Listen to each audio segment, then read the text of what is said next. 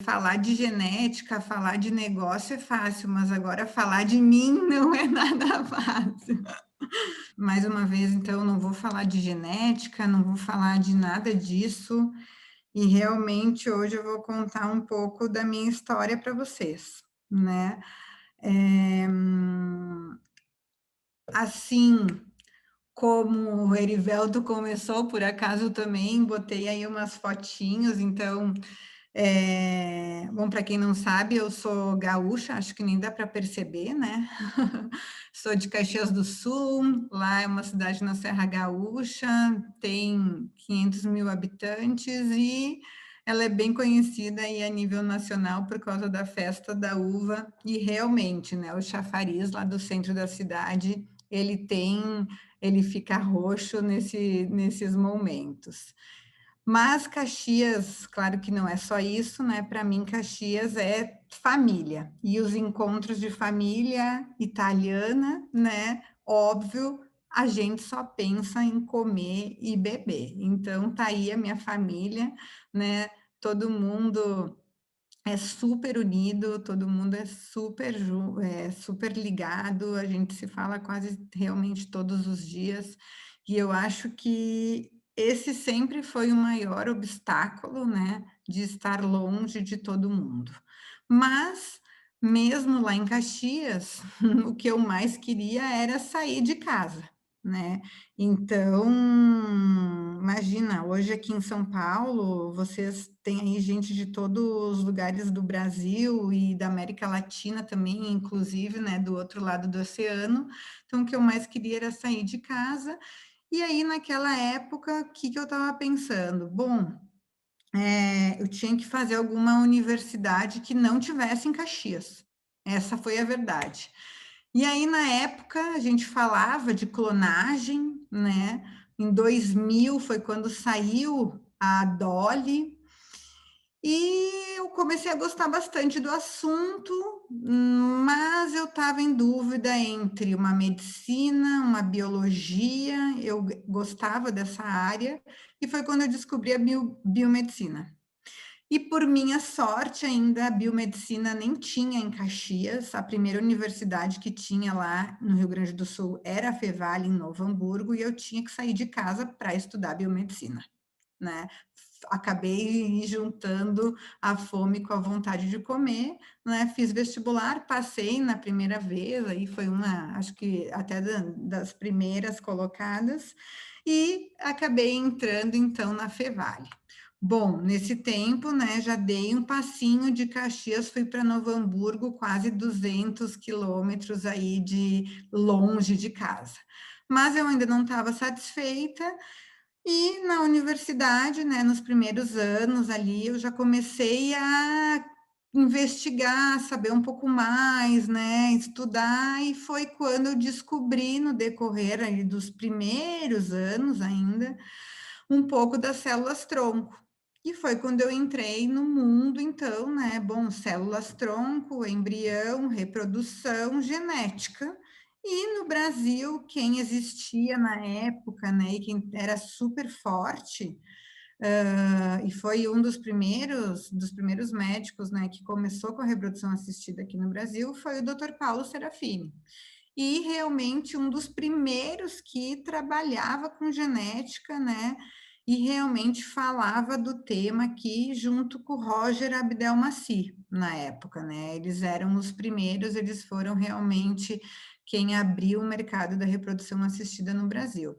E aí, né, comecei a vasculhar o mercado, continuando, né, na universidade, metida do jeito que era, eu fui atrás e Novo Hamburgo já não estava suficiente para mim.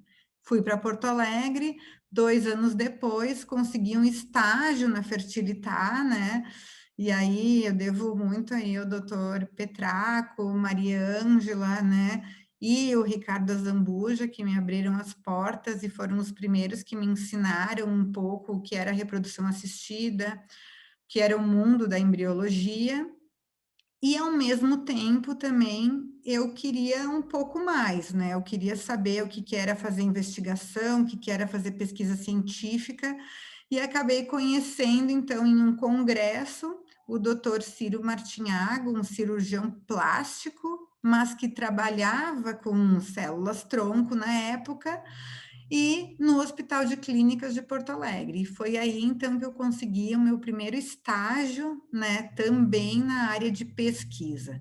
Então, minha vida já começou bastante, assim, acelerada, porque eu estudava em Novo Hamburgo, eu morava em Porto Alegre, eu fazia faculdade, de manhã, de tarde eu ia fazer o estágio, ia para o hospital, e todos os finais de semana eu voltava para Caxias para ficar com a minha família. Então, assim, eu posso dizer para vocês que esses 2 anos, né, de 2004 a 2006, que eu estive tanto já da metade para o final da faculdade e fazendo esses estágios, foi bem intenso, né? E as 2 oportunidades, claro, apareceram, né, porque eu acabei conhecendo o doutor Álvaro, e o Ricardo em congressos de reprodução assistida, assim como o Ciro Martinhago, mas eles acabaram a oportunidade surgiu e eu acabei abraçando, né, com todos os braços, a possibilidade de realmente, né, bater de cara ali, pedir se podia fazer um estágio, e naquela época, claro, a concorrência também não era tão grande assim, e eu tive essas oportunidades.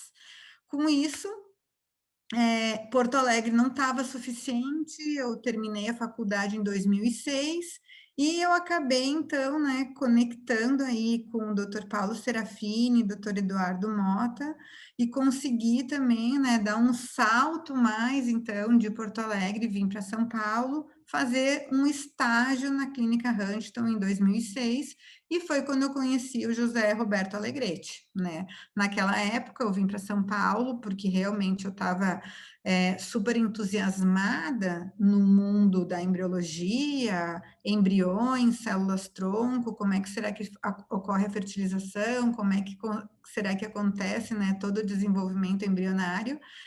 E aí foi um ano, assim, de grande conhecimento, né, e de também muita atividade, porque vocês sabem que o papel de uma estagiária num laboratório de embriologia também não é muito fácil, né. Então, começa cedo, acaba tarde, não tem sábado, não tem domingos, e aí eu fiquei aí nesse 1 ano em São Paulo. Mas quando estava chegando no final do ano, eu não estava muito contente, muito feliz, né, não com o trabalho em si, mas com a minha posição, né. A embriologia não era tudo aquilo que eu esperava, né. Realmente, eh acabar fazendo aquele trabalho do embriologista todos os dias, mudava paciente, mas o trabalho acabava sendo o mesmo, então tinha coleta de óvulos, tinha fertilização, tinha desenvolvimento embrionário, tinha congelamento, mas aquilo não bastou para mim naquela época. E aí eu fui conversar com o doutor Paulo Serafini, ele sempre teve uma veia muito grande, né, de pesquisa e investigação, e aí a gente, naquela conversa, voltou a falar de células-tronco, né. Naquela época, era o boom das células-tronco no Brasil e, coincidentemente, na Espanha, o grupo do Dr. Carlos Simon tinha derivado as primeiras linhas de células-tronco embrionária no banco de células-tronco valenciana. E aí a gente fez alguns contatos e o Dr. Carlos foi um dos contatos que o Dr. Paulo Serafini fez, falando: olha, tem uma brasileira, ela ficou com a gente 1 ano, ela gostaria de conhecer, né, outros serviços, fazer algum estágio, e a gente queria saber, né, se ela podia ir para aí. E essa resposta não vinha. Passou 1 mês, passou 2 meses, passou 3 meses, ele não respondeu, outros responderam, e aí quando eu já estava na decisão, assim, de até, né, de ir para outros lugares, de repente veio um e-mail de resposta do Dr. Carlos Simon, na época. Dr. Carlos Simon, um dos principais, né, investigadores na área de reprodução assistida e endometrial na Espanha, pedindo desculpas, que ele não tinha respondido antes, mas porque ele estava estudando para fazer uma prova de um título na universidade, para ser catedrático, né? Mas que sim, que as portas estavam totalmente abertas para mim fazer um estágio lá. E aí, então, eu mexi os pauzinhos aqui, consegui, né, dinheiro para passagem, dinheiro para ficar lá há 3 meses, né, que era o estágio que eu fui fazer, porque realmente eu queria era conhecer o mundo e dar uma volta, né, porque o Brasil, São Paulo, Porto Alegre, Novo Hamburgo, Caxias não eram suficientes para mim. E aí, então, acabei contando para os meus pais, né, quando já tinha passagem comprada, quando já tinha, lugar para morar, quando já estava tudo certo, que em março de 2007 eu ia fazer um estágio de 6 meses no Centro de Investigação Príncipe Felipe, lá na Espanha. Era um estágio, né? Eu ia ser, era um estágio observatório, eu ia acompanhar eles, né? Ver como é que eles faziam as pesquisas, como faziam a derivação das células-tronco, enfim. Não tinha maiores perspectivas, porque afinal, né, uma brasileira indo para lá, eu era jovem na época, não sabia o que podia acontecer e realmente era a minha primeira vez, né, fora do Brasil, assim, para fazer alguma coisa. E naquela época eu não falava espanhol, fiz 3 aulas de espanhol e fui para a Espanha com a cara e com a coragem. Cheguei lá no Príncipe Felipe e aí, né, 6 meses viraram 6 anos e a equipe acabou se transformando na minha família espanhola lá durante todos esses anos, né? E esses 6 meses acabaram gerando, então, muitos frutos, né? Além de muitas amizades, também muitas pesquisas e projetos, né? Esse foi um dos projetos que a gente fez, né? Com injeção de células-tronco, onde a gente acabou deixando esse gatinho verdinho, né?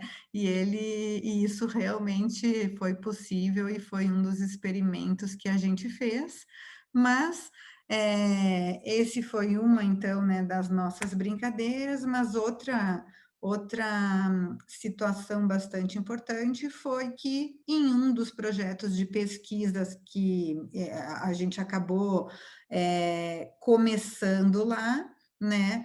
Por quê? Porque 6 meses acabaram virando 6 anos, quando o doutor Carlos me convidou, né, para fazer uma investigação mesmo, né, me deu uma bolsa de pesquisa, e essa investigação e essa bolsa de pesquisas acabaram gerando aí um prêmio da Fundação Saúde 2000 na Espanha, onde eu acabei indo então, né, para Madrid receber o prêmio pelas mãos aí da infanta Helena, uma princesa, teoricamente, né, uma das filhas do rei e da rainha, do rei Juan Carlos.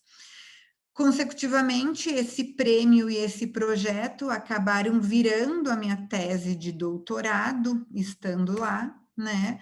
E essa tese de doutorado começou junto com uma publicação desse artigo científico, onde, de novo, as células-tronco, né, conseguiram aí se transformar em células de testículo e, consecutivamente, mais uma relação com a reprodução assistida. Então, a gente acabou criando um projeto onde a gente coletava células do testículo, material testicular, eu particularmente, né, eu naquela época, eu coletava os túbulos seminíferos, isolava as células, colocava essas células para cultivo e, consecutivamente, essas células acabavam crescendo, cultivando, a gente diferenciava, a gente injetava nos camundongos, a gente fazia diferenciação in vitro,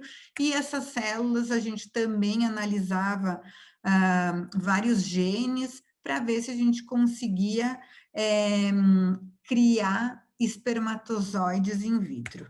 E aí, no meio desse projeto de doutorado, eu também consegui aí, com a ajuda do Dr. Carlos Simon, uma especialização em reprodução assistida no IVE, né, no Instituto Valenciano de Infertilidade, lá em Valência. O IVE, o Erivelto também comentou antes, é uma das principais clínicas, né, e centros de reprodução assistida a nível mundial, né, a principal referência, uma das principais referências na Espanha. Então, eu também consegui fazer uma especialização em reprodução humana lá no IVE. Durante esse projeto, surgiu aí em 2011 a Iviomics, né, a primeira spin-off da empresa onde eu estou hoje, e acabou surgindo dentro do Parque Científico da Universidade de Valência, né? Lá, diferente daqui, lá existem centros científicos onde a própria universidade te ajuda a desenvolver essas spin-offs de tecnologia, e o Iviomics, então, na época, surgiu aí.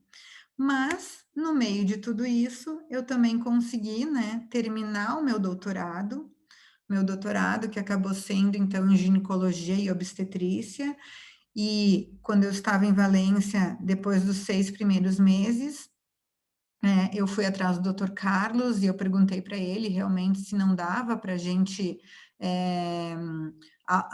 transformar a pesquisa que a gente estava fazendo num doutorado. Ele arregalou os olhos e disse que com certeza, né? E aí eu fui, então, fazer prova para entrar na universidade, homologar título, tudo, não foi nada fácil, né? Demorou mais de 8 meses para eu conseguir juntar toda a documentação para entrar, e aí depois fazer a prova para realmente passar. Mas passei na prova, entrei diretamente no doutorado, né? E esse doutorado, então, acabou aí terminando em 2012, quando eu acabei ganhando o título, então, e a especialização, né? Foi um doutorado em ginecologia e obstetrícia pela Universidade de Valência, com aí a direção, né, do Dr. Carlos Simon em todos os meus projetos. Esse doutorado, o mais importante, é claro, acabou, né, virando uma publicação científica, porque é isso que realmente a gente precisa, né, que a gente precisa fazer. Então, não adianta só a gente fazer um doutorado e colocar o projeto depois numa gaveta, a gente precisa publicar, e eu apresentei a tese em março, em abril eu já estava, né, fazendo a primeira revisão, e em setembro já estava publicando a tese do meu doutorado numa revista científica bastante conhecida a nível de reprodução assistida. E aí, terminando o doutorado, então, eu acabei voltando para o Brasil, né? Voltei para o Brasil e, mais uma vez, então, né, eu já tinha contatos, Dr. Paulo, Dr. Eduardo Mota e o José Roberto Alegretti na Clínica Huntington, aqui em São Paulo, e acabei, então, voltando para a Clínica Huntington para fazer parte da área de pesquisa, né, científica da Huntington. E aí, nesse período, a gente teve vários projetos, né, que acabaram rolando tanto na parte embrionária quanto na parte endometrial, né? Um desses projetos, a gente até eu acabei indo para o Chile para fazer esse projeto, porque era bem no momento onde tinham saído as primeiras publicações do teste ERA. Então, né? O teste ERA é um teste genético, né, que a Igenomics tem, que ele analisa a receptividade do endométrio e ele consegue dizer para o médico e para a paciente qual o dia e o momento ideal para fazer a transferência daquele embrião. E estando dentro da Huntington, sabendo dessas pesquisas, a gente foi atrás, né? Acabou conseguindo também fazer pesquisa junto com o Teste ERA, junto com uma universidade no Chile, com outro grupo de pesquisa que estudava endométrio. E naquela época, em 2013, então, a Huntington foi uma das primeiras clínicas que realmente começou a fazer o Teste ERA, né? Mas médicos externos da Huntington também começaram a fazer, e outros médicos no Brasil, no Sul, no Norte, no Rio, e aí sucessivamente também começaram a fazer com a minha ajuda. Então, né, eu estava dentro da Huntington, mas como eu era uma das únicas pessoas no Brasil que conheciam a Iviomics, que já estava lá dentro, né, que conhecia o Dr. Carlos Simon, eu acabei, então, sabendo, né, sendo a pessoa chave aí nesse processo de ajudar os médicos aqui no Brasil, essa é a verdade, a conseguir começar a fazer nas pacientes deles um teste que poderia, né, dar respostas a essa receptividade naquela época.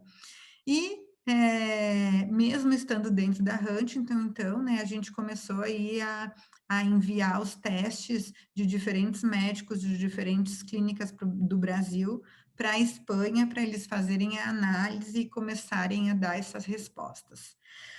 Mas mais uma vez, não estava muito contente, né? Não porque eu estava dentro da Huntington e não porque eu estava fazendo pesquisa, mas vocês sabem, a pesquisa aqui no Brasil é enrolada, né? A gente precisa de autorização do CONEP, a gente precisa de autorização do CEPES. Quando a gente, uma autorização que fora do Brasil a gente consegue em um mês e meio, aqui no Brasil a gente acaba demorando até um ano para a gente conseguir. Isso quando a gente consegue.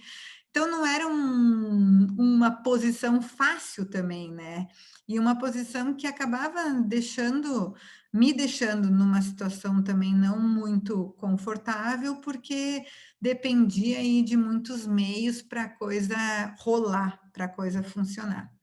E aí, então, um dia, quando eu estava no Chile, eu sempre mantive o contato, né, com o Dr. Carlos e com toda a equipe lá da Espanha. O Dr. Carlos me ligou. Eu nunca vou me esquecer. Era um domingo de manhã, estava frio pra caramba, era julho. O Dr. Carlos me ligou, a gente começou a conversar. Eu contei para ele, né? Ele já sabia que eu não estava muito feliz com a posição que eu tinha atualmente. E ele me falou, Márcia, por que que tu não volta então para a Iviomics na época e a gente abre um laboratório no Brasil? E eu, nossa, aquilo me pegou assim de total surpresa, né? Eu jamais esperava que ele ia me fazer uma proposta dessas, ainda mais eu estando na Huntington, eu estando lá no Chile naquela ocasião, enfim, não esperava mesmo. E aí eu falei para ele, bom, vou ter que pensar. E hoje eu fico pensando nisso, né? Quando eu me lembro, nossa, eu tive que pensar ainda se eu queria ou não queria fazer isso. E aí, então, em 2014, eu entrei, então, na Iviomics, né? Na época, a gente só tinha 3 filiais, o Brasil ia ser a terceira filial da Igenomics, tinha a Igenomics na Espanha, a Igenomics em Miami, e a proposta, então, era abrir a terceira filial da Igenomics aqui no Brasil, que na época se chamava Iviomics. Bom, na época, eu acabei deixando tudo outra vez aqui no Brasil, fui para Miami, fiquei em Miami 6 meses sendo treinada, porque eu não sabia fazer o que eu tinha sido chamada para fazer, que na época era análise genética embrionária. Então, eu fui lá, fiquei 6 meses, fiquei mais 3 meses na Espanha, né, junto com a equipe da doutora Carmen Rubio, para realmente né, pegar todos os detalhes das análises e voltei para o Brasil para realmente, né, encontrar um lugar para a gente alugar e abrir as portas da Iviomics aqui no Brasil, que as portas abriram então, né, em abril de 2014. E aí a Iviomics acabou virando Igenomics, né? Porque vocês já vão saber, eu vou contar daqui a pouquinho. E hoje a Igenomics já é líder em testes genéticos a nível global, né? A gente está em mais de 80 países, a gente está em mais de 20, a gente tem mais aí de 20 anos de experiência junto com o Dr. Carlos Simon. Hoje tem mais de 550 profissionais, né? E 20% das pessoas que estão na Genomics hoje têm um PhD. E a gente faz inúmeras publicações científicas, porque a ciência, a investigação está na veia, né, de mais de 20% dos PhDs, porque hoje eu tenho certeza que a grande maioria das pessoas que entram na Genomics acaba se transformando na família Genomics e acaba levando, né, a ciência para todos os dias da vida dela. E aí, hoje a gente acabou atingindo um posicionamento global, como vocês podem ver. A gente tem aí um timeline onde inúmeras coisas já aconteceram, então, né, a gente começou fazendo FISH quando a gente era uma spin-off dentro da clínica IVE, depois passou para o desenvolvimento de testes genéticos para doenças monogênicas, depois a gente acabou, né, entrando também no mundo do PGS, do PGTA, a gente lançou o Teste Era, a gente abriu Miami, depois começou a abrir outras filiais, lançou diferentes testes no mundo da ginecologia e da reprodução assistida. E aí, né, em 2015, foi quando entrou o primeiro fundo de investimento na Igenomics e realmente começou a expansão maior da Igenomics. Hoje a gente tem, né, um portfólio completo na empresa, então a gente não é só uma empresa hoje de reprodução assistida, a gente se transformou em uma empresa de genética, né, para todos os momentos da vida. E como que tá, né? Como que é a Igenomics aqui no Brasil? Bom, o timeline da Igenomics aqui no Brasil é um pouco menor, né? A gente começou então aí em 2014, né? Um dos primeiros clientes da Igenomics foi a Clínica Huntington, e aí depois acho que a Clínica Huntington fez um teste com a Igenomics e depois a gente acabou estendendo, né, o serviço para todo o Brasil, quando a gente viu que realmente dava certo, que a gente funcionava e que a gente conseguia atender, né, os clientes da maneira que eu queria, que eu gostava. Em 2015, a gente teve a primeira expansão com a entrada do fundo de capital. Consequentemente, no Brasil, apesar da crise financeira, a gente aumentou as vendas e aumentou a análise de testes genéticos, o que acabou proporcionando aí a possibilidade de a gente criar uma estratégia e comprar o nosso principal competidor aqui no Brasil, que na época era a Gênesis Genéticos Brasil, né?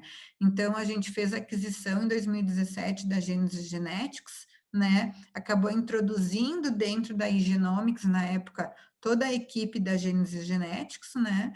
E aí acabou então dobrando de tamanho.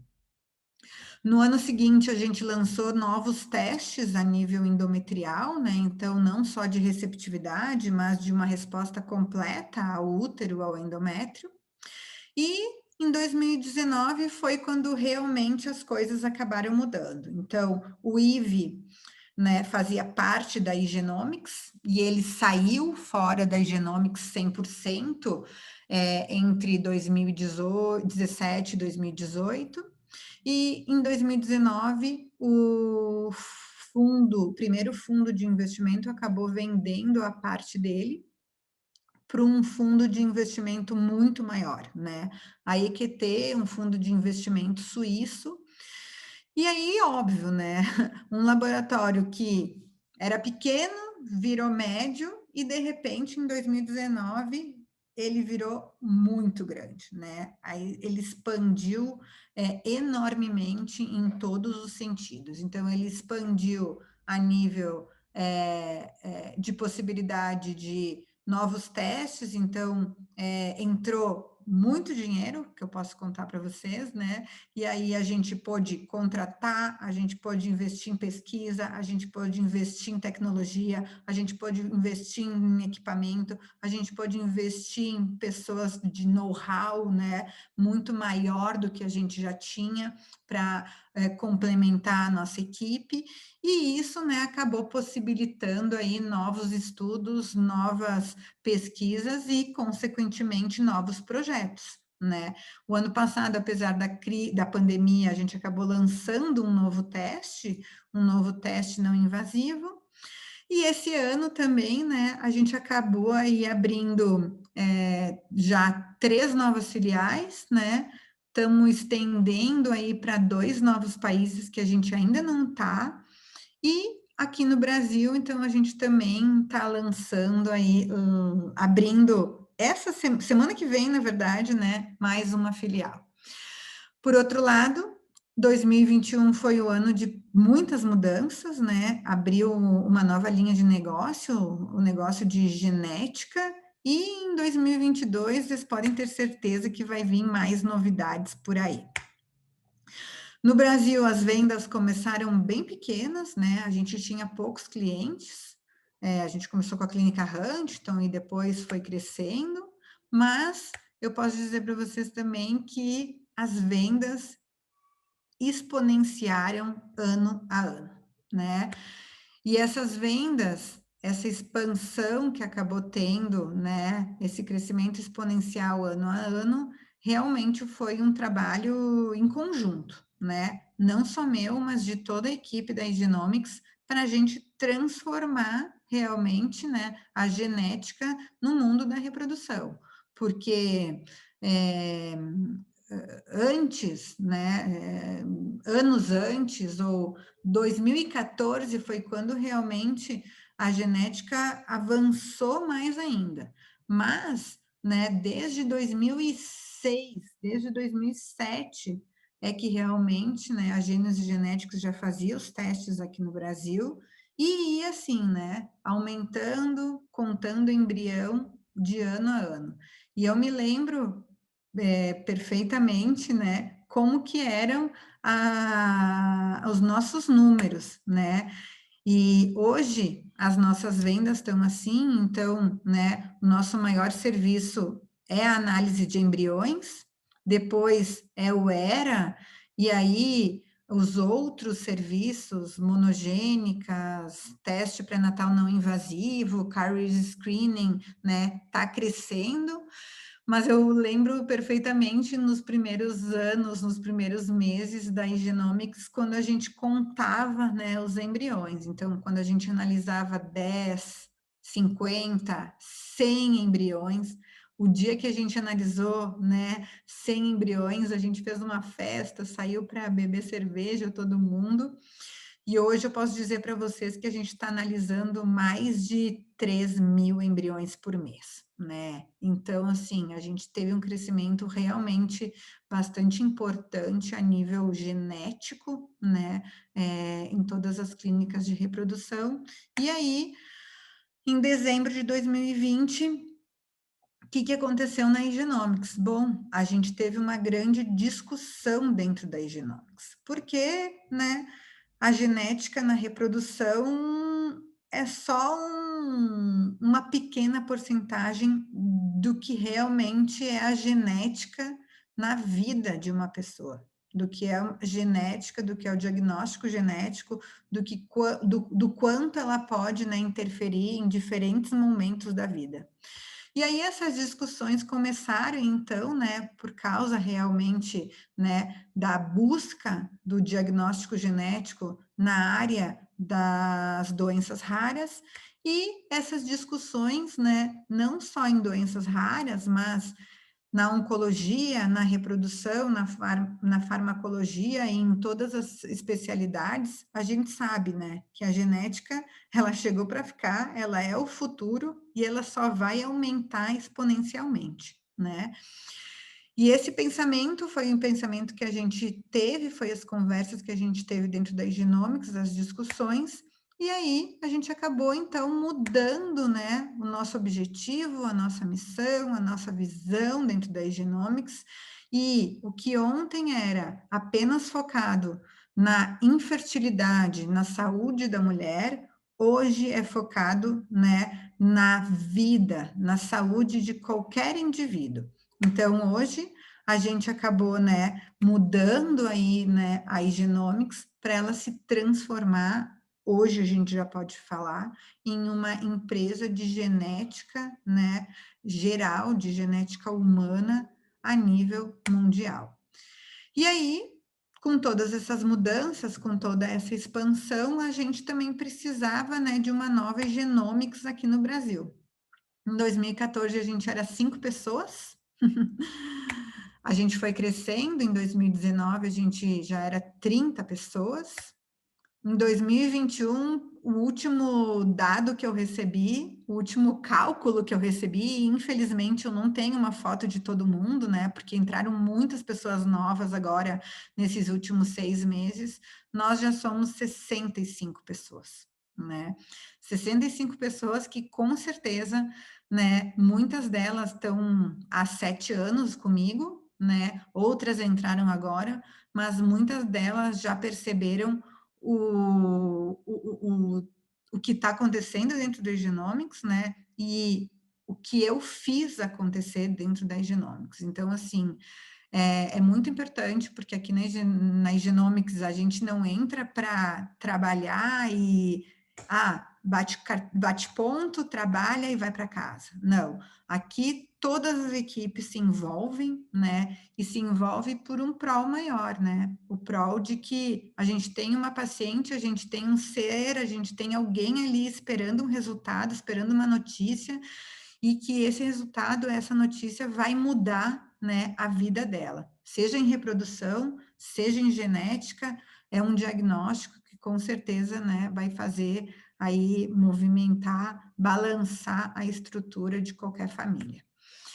Para isso, a gente também, né, está preparando aí uma nova sede da Genomics aqui em São Paulo, então a gente muito provavelmente vai inaugurar aí em julho, agosto, essa nova sede, né? São mais de 1.200, 1.000, quase 500 metros quadrados, para a gente aguentar, né, toda essa nova tecnologia que está surgindo e toda essa equipe também que está crescendo. A gente está abrindo semana que vem uma nova filial em Porto Alegre, né, em um dos principais centros aí, complexos de hospital day, né, e a gente também tem uma sede em Recife, né, então realmente hoje a gente está aí no norte, sul, né, e centro do Brasil para poder dar o melhor serviço em todas as áreas para quem precisa, né.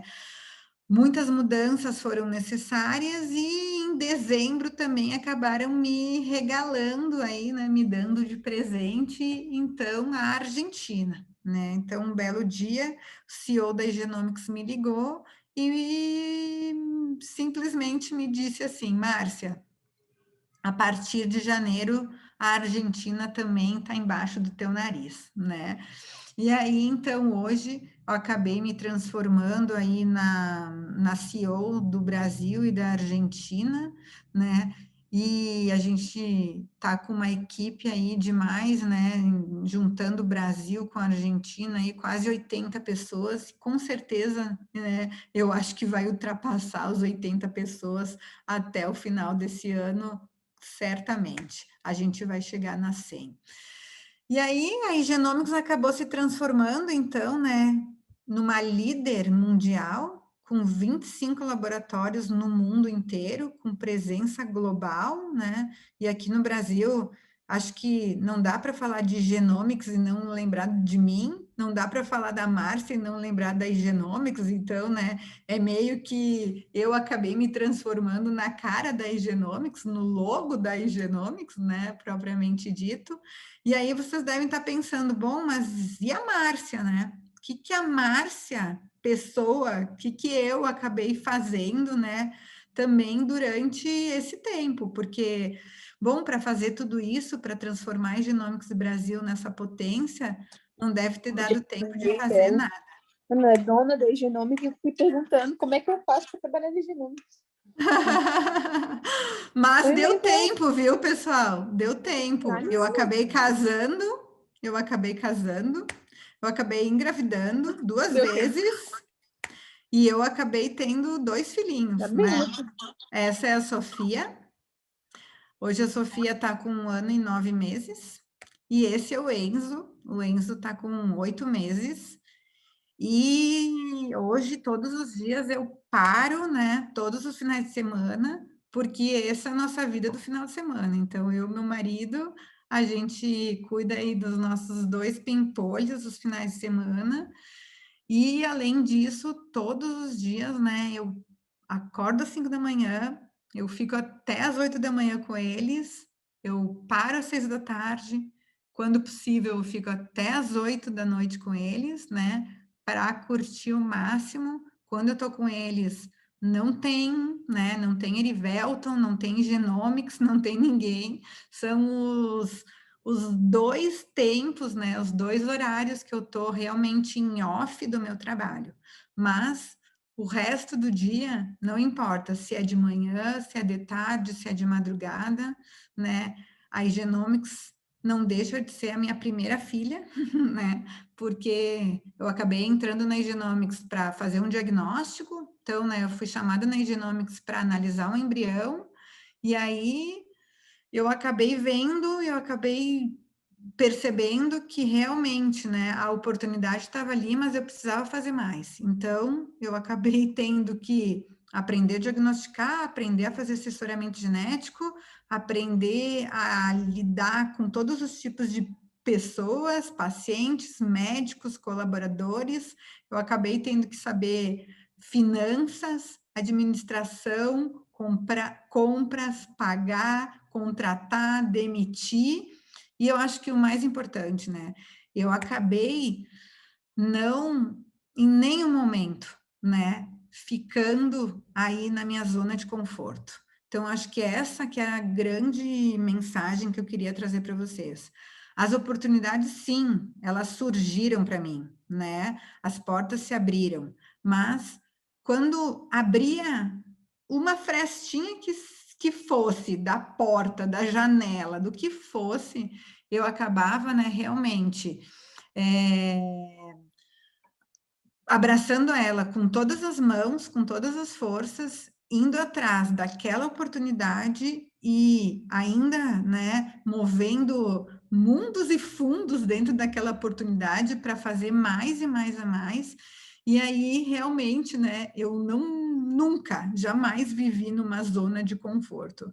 A minha vida é um caos, como vocês podem imaginar, com 2 filhos pequenos e com mais Genomics, né, em plena transformação e com mais de 65 pessoas, mas eu acho que nem um dia da minha vida eu me arrependo de absolutamente nada que eu deixei de fazer e que eu fiz, né? Hoje eu tenho certeza que, assim, todas as minhas decisões foram decisões muito estratégicas para transformar a Genomics no que ela, né, se transformou hoje.